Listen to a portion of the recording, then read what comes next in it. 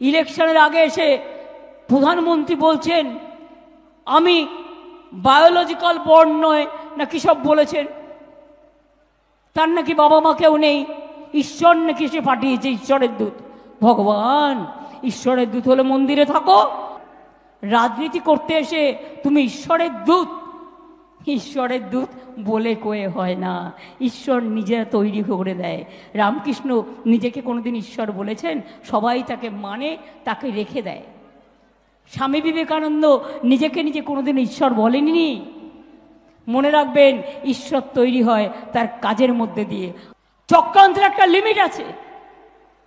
মিথ্যা বিজ্ঞাপন দিয়ে সব ঈশ্বরের প্রভু। আবার বলছে জগন্নাথ দেবও ওনার ভক্ত ছিল।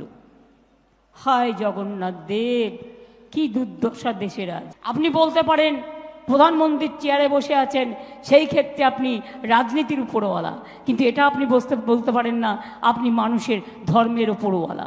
সুতরাং দেশে যা চলছে এর শেষ হওয়া উচিত। উচিত কি উচিত না?